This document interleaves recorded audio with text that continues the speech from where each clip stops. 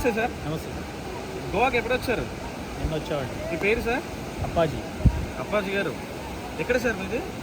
అది ఆంధ్ర అండి, గుంటూరు. గుంటూరు. సార్ ఇప్పుడు ఎలక్షన్ జరుగుతున్నాయి కదా, స్టార్ట్ దగ్గరలో ఉన్నాయి. అవును. మీరు ఆంధ్రాలో ఎవరు ఇప్పుడు నెక్స్ట్ సీఎం అవుతారు? సీఎం చంద్రబాబు నాయుడు 100% అవుతారు. చంద్రబాబు నాయుడు గారు అవుతారా?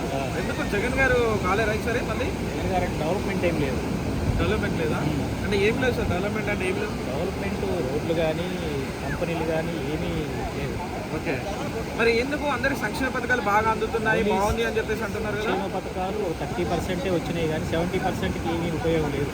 ఓకే, ముఖ్యంగా అంటే ఏం చేయలేదు అనుకుంటున్నారు జగన్ గారు? డెవలప్మెంట్ కంపెనీలు రాలేదు, అన్ని రేట్లన్నీ విపరీతంగా పెరిగిపోయినాయి. ఓకే, డీజిల్ కానీ పెట్రోల్ కానీ కరెంట్ ఛార్జెస్ కానీ అన్నీ పెరిగిపోయాయి. ఓకే, పనులు పెరిగిపోయాయి. ఓకే, అందువల్ల 70% పీపుల్స్ యాక్సెప్ట్ చేయట్లేదు. ఓకే, అందుకని చంద్రబాబు నాయుడుకి అనుకూలంగా ఉంటుంది.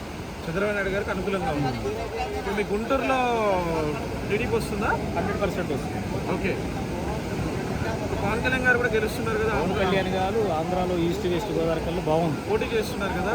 పిఠాపురం పిఠాపురం 100 లక్ష మెజార్టీ వస్తున్నాయి. మెజార్టీ వస్తుంది 100%. అయితే ఈసారి జగన్ గారు ఓడిపోవడం కన్ఫర్మ్ అంటారు.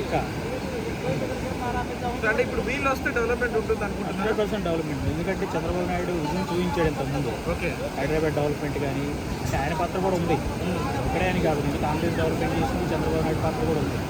అదేవిధంగా రాజధాని 3 రాజధానులు అంటే ఏం డెవలప్ చేయలేదు కాబట్టి ఒకే రాజధాని అయితే డెవలప్మెంట్ అవుతుంది. Okay, okay sir, thank you. Okay, thank you.